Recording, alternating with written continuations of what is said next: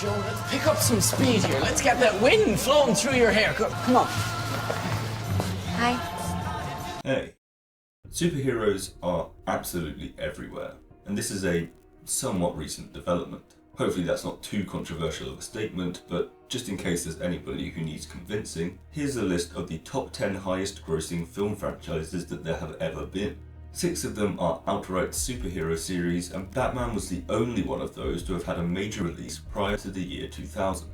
The frequency of superhero media has also increased dramatically in recent years, with 2021 and 2022 giving us 8 MCU television series and a further 7 films. Not to mention the DC Extended Universe and other contributors also ramping it up in that time. Now, I already spoke about this in my MCU video, so I won't continue to retread that ground, but it's worth noting the fact that stories of benevolent demigods are so ubiquitous in our current culture that inevitably they have spawned countless parodies and imitations that are themselves each capable of finding a mainstream audience. And sure, superhero satire has existed for a long time, with a particular boom in the late noughties and early 2010s in movies like Kick-Ass and Super, but neither they, nor Hancock, nor Megamind, nor Chronicle were ever really given the reverence or air of legitimacy afforded to, for instance, The Boys, which so brilliantly derides the intertwined state of our entertainment media and politics as they appear today. In a way, they were far too far ahead of the curve, failing to resonate with audiences that hadn't yet accumulated the superhero fatigue that many experience today, and also shooting themselves in the foot through their inability to draw from or comment upon the saturation of superhero media that would emerge in the late 2010s. Yet there were still some examples that did everything right in that early stage, and I think those ones really need to be appreciated because of that fact. The Incredibles is perhaps the most notable example of this, taking a superpowered suburban American family, positioning them as unwelcome in the very homes that they once swore to protect, and thus forcing them into a stringent and stagnant existence in which they, despite their superhuman abilities, are outlawed and rendered helpless to help those in need. But even that film speaks to the idea of a sort of Ubermensch whose concerns should be different to that of the regular human population, and in whom we should simply have enough faith that they will protect us. And that's why it's not The Incredibles that I'm here to talk about today. Instead, this is a video about a TV show that took those things, beyond human as they are, and made them just as human as everyone else. Not through prohibiting their existence, but through actually facilitating it. This, of course, is the most British TV show of all time. This, of course, is Misfits.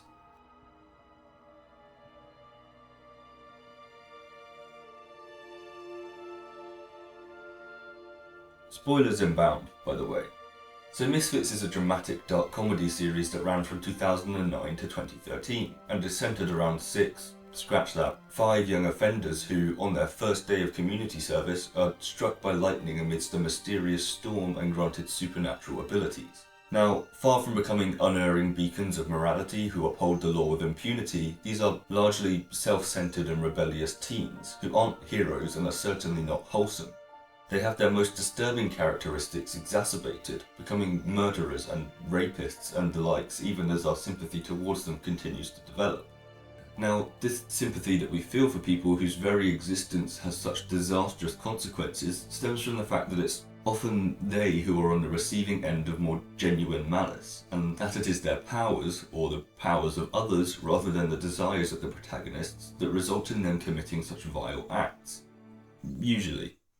No, it doesn't help that they are so arrogant and careless, but that's just part of being their age. It normally doesn't end up with you murdering your social worker on your second day of community service. But once again, that wasn't exactly their fault. Alright, so the absolute sharpest amongst you might have noticed that the title of this video contains the word tragedy. If you did, good job, and if not, better luck next time. And you could be forgiven for thinking that the tragedy in question regarding the superpowers in Misfits is how they strip the protagonists of their agency, enforcing a violent and thus miserable existence upon a group of teenagers who will now never be able to be normal. That is, after all, big sad. However, there's more at play here, and to explain that, I'll have to go into a little bit of detail about the nature of the supernatural abilities in question. Because whereas so much of superhero fiction is just she got irradiated and that made her muscular, or he is from another class or even species of people who inherently develop superpowers from a young age, or whatever, The superpowers of each and every character in Misfits are inherently tied to the truest elements of their personality, whether that be their deepest, darkest desires or the overriding concerns of their everyday life. The most prominent aspect of who you are manifests itself as a superhuman ability.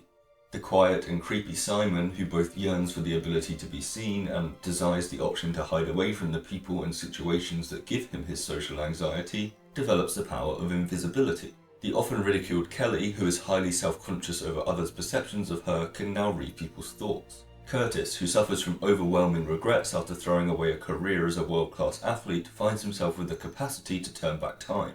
And Alisha, who is frequently noted for her beauty and literally tried to seduce the police officer arresting her for drink driving, which I think is pretty telling of the way she sees both herself and others, now elicits extreme, even violent sexual attraction from anyone whom she touches. And last but not least, Nathan, who makes light of every single situation as a defense mechanism and feels the need to present himself as impervious, sees his fears of death and loss translated into immortality. It would be easy to present these as the solutions to their problems, and that is how the characters view them at first, but it becomes clearer and clearer as the events of the series unfold that these powers are, in actual fact, only going to aggravate their issues. And how so? Well, let's take a look at the first series in particular, and hopefully you'll see what I mean. So the first series of Misfits is 6 episodes long, with each one generally focusing on one particular character with varying degrees of interest in the rest of the cast. This tends to result in a deeper dive into each character's newfound abilities and the impact that they have upon their life, with the exception of Nathan, whose immortality isn't revealed until the very end of the series finale, when he wakes up in a coffin and proceeds to listen to Blur on his iPod as the credits roll. But his iconic personality alone is enough to sustain episodes 2 and 6, which are the ones where he's the centre of the attention. Back to the others then, and we see that the first episode focuses mainly on Kelly, as she discovers and uses her ability to read people's minds. And, as you may have guessed, this does not go well.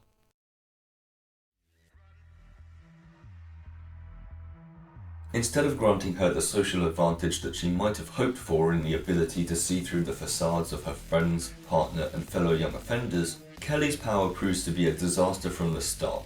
Not only does it generally freak her out, causing her to act unusually and therefore to worsen her self-conscious tendencies, but it also drives her away from others, as she hears the judgmental thoughts of Alisha and Nathan, and this causes her to feel unwanted. At home, she discovers that neither her fiancé nor her dog are actually all that interested in anything that she has to say, which leads them to fighting and breaking up.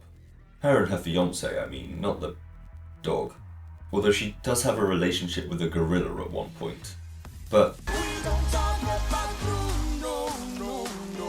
Kelly finds that this power is more of a burden, and it actually comes at the ultimate cost, as, in seeking some time alone, away from everyone else's thoughts, she finds herself trapped and helpless against the social worker, Tony, whose anger management issues have combined with the storm to turn him into a fury-fueled, murderous monster. Kelly is killed, although Curtis is able to turn back time in order to save her life, but then she immediately kills Tony, her frustration turning an act of self-defense into one of rage as she takes out her anger on her one-time killer.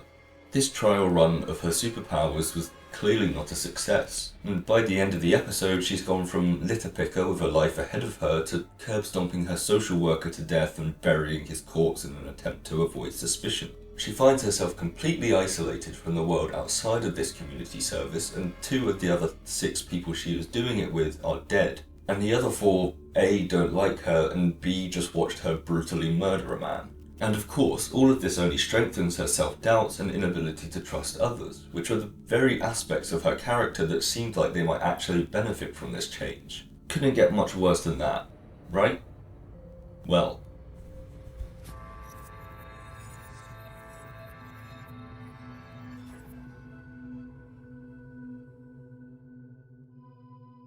Alisha is designated the 3rd episode of the series, as she becomes the first one of the group to really relish her new ability. Alisha derives confidence from feeling desirable, taking great pride in her appearance and the effect that it has on people, and as such her newfound irresistibility seems to her to be an advantage gained. She finds power in her power, funny that, and abuses said power almost immediately, seducing men who have no control over how they respond to said seduction. Is this problematic? Yes. Does the show address this? Yes. because the one person in whom she's actually interested, namely Curtis, is aware of her power and is disturbed by this to say the very least. This builds up to a breaking point after she uses it on him, sending him unconscious in his subsequent blind lust and sleeping with him at that point, only releasing him from her grasp and thus allowing him to return to his normal, conscious, autonomous self afterwards. This, understandably, causes him to become upset, and that's when he reveals that he does want to be in a relationship with her. He just doesn't want her to, rape him. Not only does this open Alisha's eyes to the reality of her actions, but it also reveals to her that which she wanted most, Curtis, was already within her powers, and that her transformation into a weapon of mass seduction has only hindered their chances of a relationship. The power did initially give her what she wanted, or at least what she thought she wanted, before taking away what she actually yearns for the rest of her life. And of course, it's only once it's gone that she realizes what she had to begin with. This changes her, and she comes to see what she has as a curse rather than a blessing, which sets in motion a change in character, or perhaps it would be more accurate to say, a revealing of what was always there underneath. Which is a great example of how, even through the character developments undertaken by Nathan, Alisha, and perhaps Simon most of all, I often get the feeling that Misfits and the functioning of its superpowers subscribe to the Red Dead 2 view of people's personalities. You see, in that game, when player character Arthur is discussing the personality change of perhaps his closest and oldest friend, Dutch van der Linde, he is told the following by newfound source of wisdom reigns full. People don't change, they just become more of who they really are. It's not necessarily an idea that I believe in, or maybe it's just not an idea that I want to believe in. But regardless of my personal feelings, it seems to describe the characters of Misfits to a T. They all have these personalities that they hide behind, whether that's through aggressively projecting them into every single moment of their lives, or reluctantly leaving them on the outside as they retreat into the safety of their shell. And across the course of the series, those characters that lie beneath come to the fore, and it becomes apparent, particularly given the insight offered by the nature of their powers, that realistically they were always there to begin with.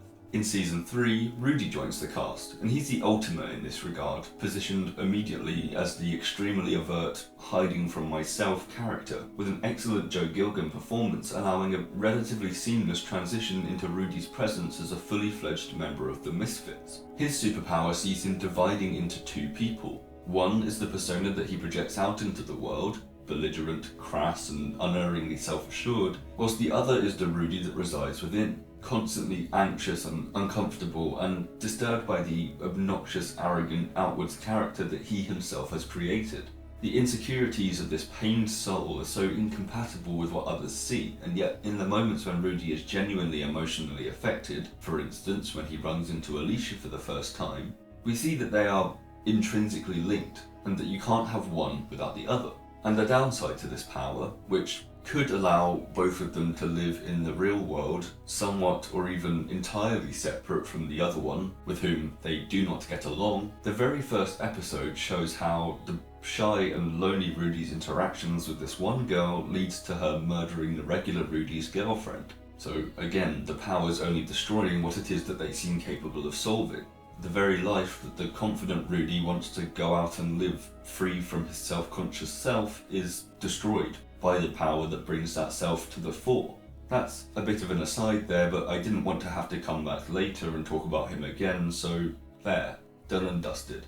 It is clear for the audience to see how Rudy has pushed himself to the centre and how he struggles, probably more than any of the others, to come to terms with the differences he feels between who he truly is and who he can afford to appear to be. But Alisha treads that same path just a lot less violently, instead going slowly and relatively peacefully, and thus coming more permanently to a point where she feels comfortable in expressing a truer version of herself. Whereas she was once only able to act as the figure that she wanted to appear as, she is now entirely prevented from flaunting her sexuality and as such goes via the personality that is really just a scared and vulnerable teenager who's afraid of having more serious feelings, seeing them instead as vulnerabilities, and ends up as a much more well-rounded individual who has learned from having to approach her moods and exchanges with others from a completely different angle.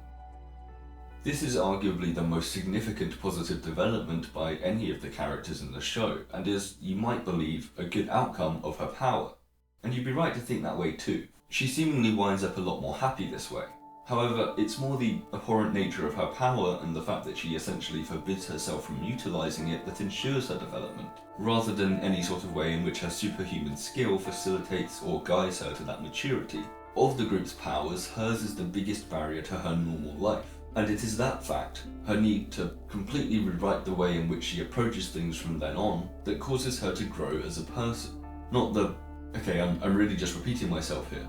Hopefully you get my point anyway, because I'm not going to clarify it any further. But basically, Misfits goes out of its way to demonstrate that feelings aren't a vulnerability. Addressing that feels like a true understanding of what it's like living on this repressed little island. And maybe that's why I feel like this show is the most British that there's ever been. Or maybe it's the fact that the very first episode contains one of the main characters threatening to kick another so hard in the cunt that their mum will feel it. Whichever it is, Misfits dives deeper into that inability to express our feelings and states that just because when we're young we are mocked for having them, or find that their vibrant nature is at odds with a bland and colourless world, doesn't mean that we should feel the need to hide from who we truly are.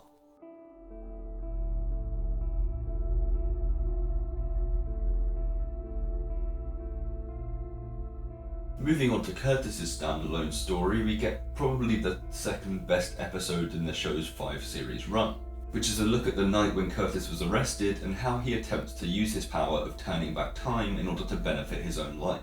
I should mention here that he can't do this on demand, but it is instead something that is thrust upon him whenever he feels the enormous burden of his regrets, be they over Kelly's death in the first episode, or, as is the setup for this one, regarding his guilt over the 6 months that his ex-girlfriend Sam spent in jail following the two of them being arrested together. In this way, he doesn't have the freedom to just hop back whenever he wants, about time style, but is instead offered a second chance to reverse the biggest mistakes that he's made, which he uses to try and return to his life as a first-class athlete and future Olympian.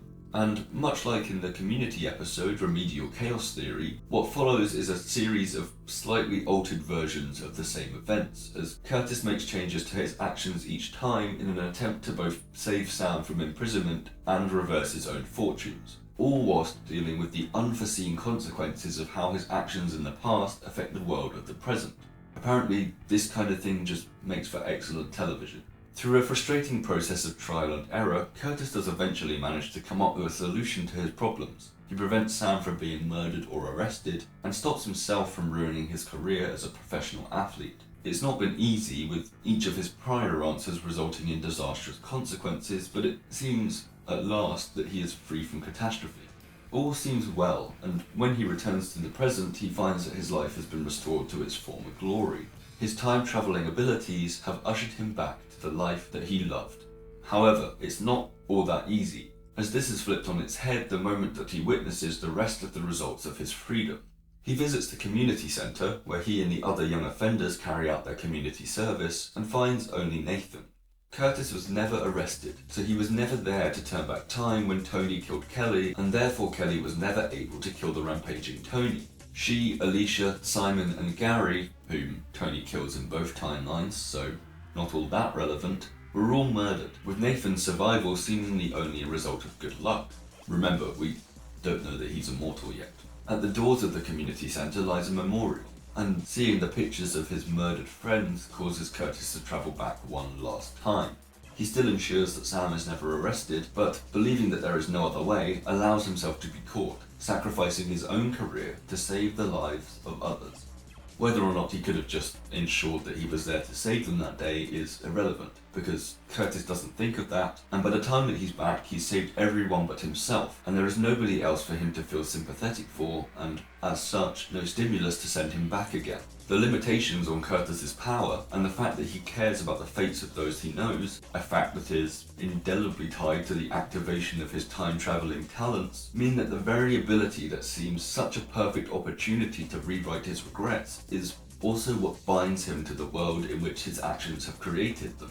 His presence at the community centre branches out across every possible timeline and demands its own existence, and as such he is rendered powerless to fix the one thing that he truly wants to.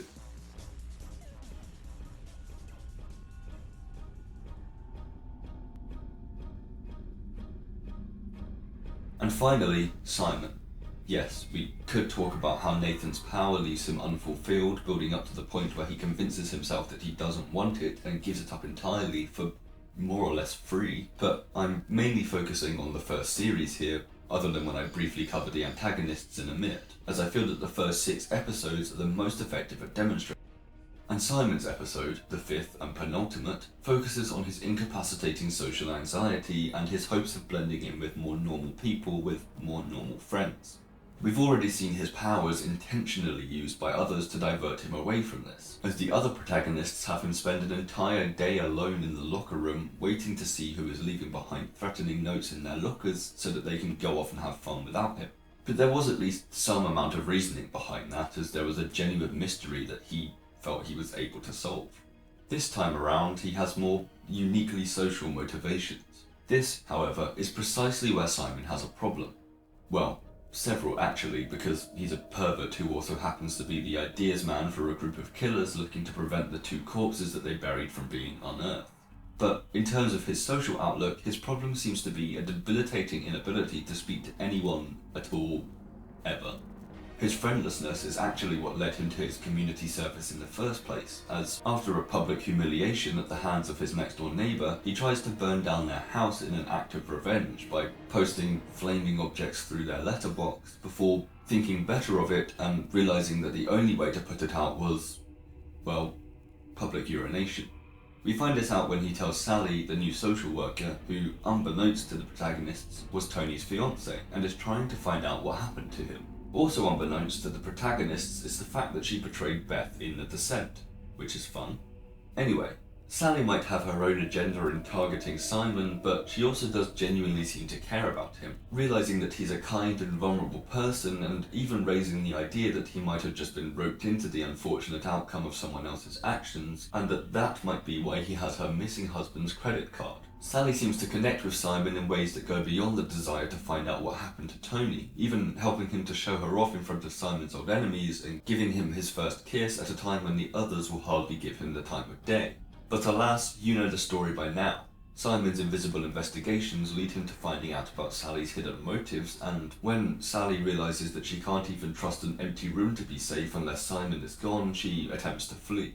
Simon is forced to choose between Sally's life and the lives of himself and his fellow young offenders, and unfortunately for her, he chooses violence. His personality and powers have facilitated him becoming the arrowhead for Operation Don't Get Caught, alongside drawing the attention of Sally. He's used them to get closer to her and used them to find out what she's doing, and ultimately this results in their confrontation. He ends up killing the one person who treats him kindly, not only leaving him in a friendship group that barely sees him as better than dirt, but also diminishing his chances at any kind of claim to normality. Simon has found himself with the walls closing in, and the only door to being treated as normal, that which he desires most of all, is now closed. Above all, the protagonists of Misfits come to realise that there is no superhero life in which they can save the day, or have little but trivial problems. Nathan even says, in response to the suggestion that they're meant to be like superheroes, that that sort of thing only happens in America. There is no such positive outlook here. They are not healed by what happens to them, instead only receding further into their shells and finding that this only exacerbates their flaws. These abilities, being catered to their individual desires, should serve as a help, but instead, each of them acts as little but a burden on their existence, only plunging them further into the despair that saw them served with community service in the first place. But what of others? There's a reason that these lively figures are painted as bright orange beacons against a world that is cold and monotonous and grey. They're different to the rest of us, and maybe that's why their problems go unsolved. Well, no. I actually think that they have a more positive outlook than the others in the series. As Nathan's desperate speech in the series finale states, We're young! We're supposed to drink too much! We're supposed to have bad attitudes and shag each other's brains out! We are designed to party! Yeah, so a few of us will overdose or go mental. We had it all! We fucked up bigger and better than any generation that came before us! We're screw-ups. I'm a screw-up, and I plan to be a screw-up until my late 20s, maybe even my early 30s. And I will shag my own mother before I let her or anyone else take that away from me! These characters and their rebellious natures are the only sparks of life present in a city that is otherwise so devoid of any spirit or soul. I'm not condoning their actions, which are mostly pretty awful, but those are, as with so many of the issues that emerge for these characters, a result of the powers that they thought could be used to make their lives better. They are just teenagers and young adults desperately stumbling through life, as we all are at some point, and they learn and get better, as we all do, at some point. The only difference is the circumstances that they find themselves in. But because of that youth, that liveliness, that refusal to resign themselves to the life of such nothingness that they see all around them, they are able to change, to say no to the all-consuming void of despair and turn their lives into something new. The tragedy of the superpowers in Misfits is that having everything that you want will never make you happy. But the light at the end of the tunnel is that if you live your life without having your true self whittled away by the authorities of social convention, you can, in fact, escape.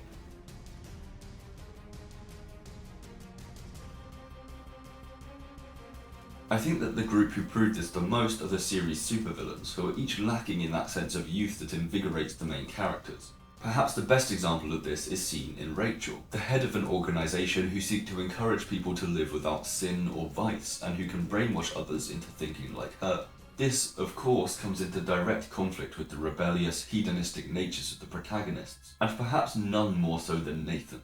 It is when he is trying to undo her mind control that he delivers the speech that I played a segment of earlier, and he manages to avoid the zombie-like fate of her victims when she tries to brainwash him, only to find that he cannot hear her over the sound of his music, and he's listening to an absolute banger by the way, shortly before he disgusts her with his rude personality, causing her to leave.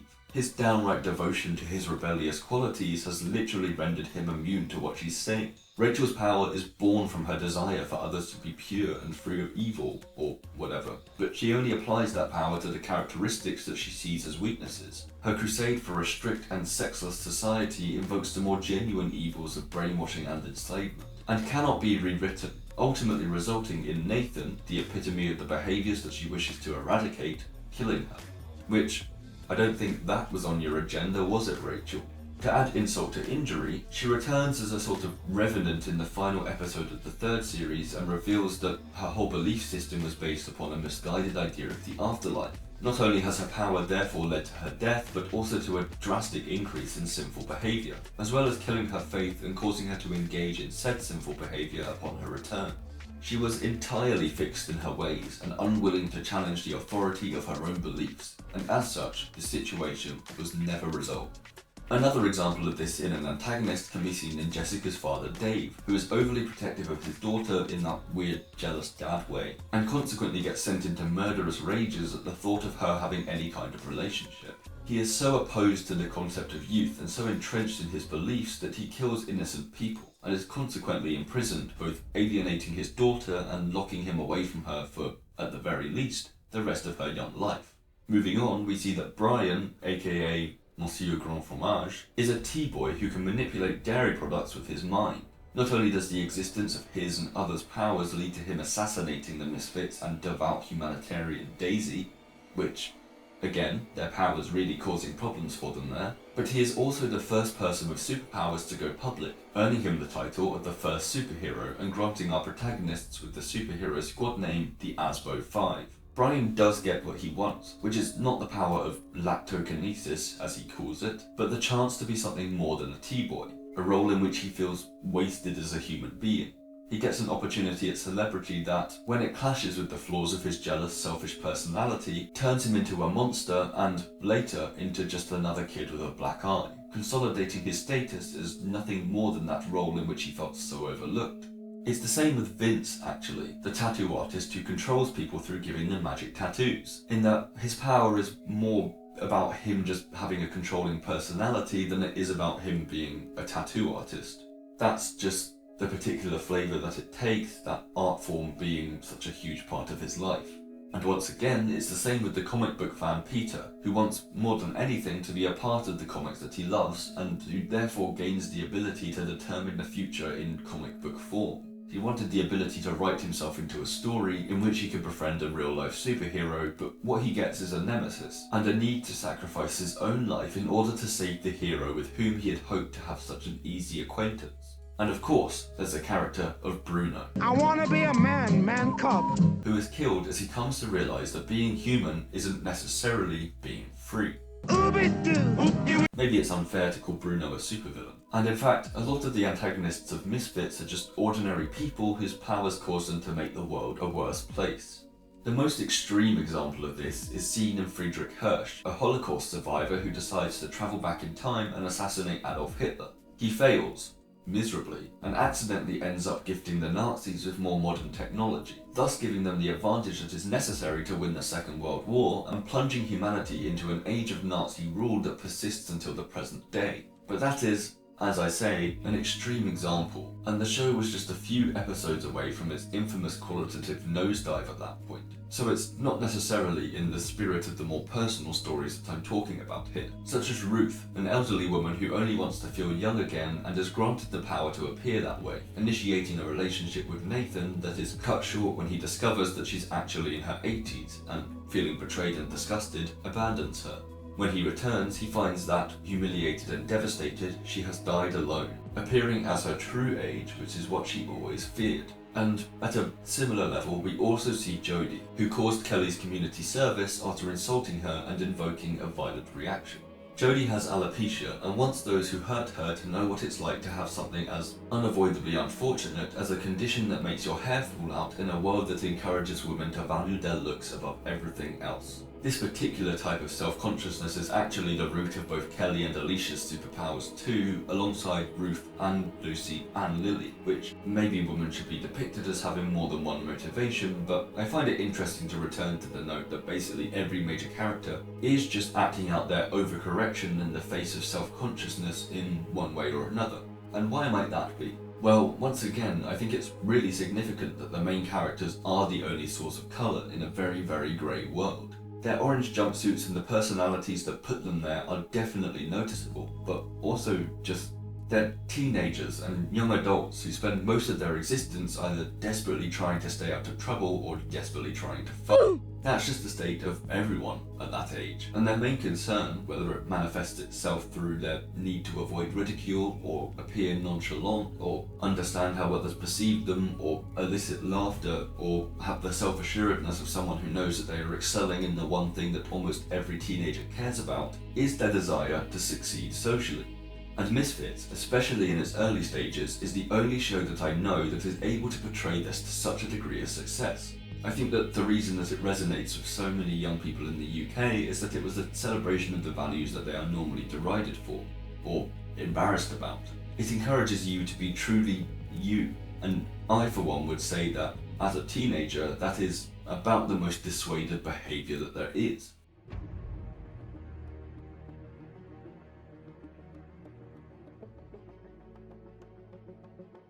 Thanks so much for watching.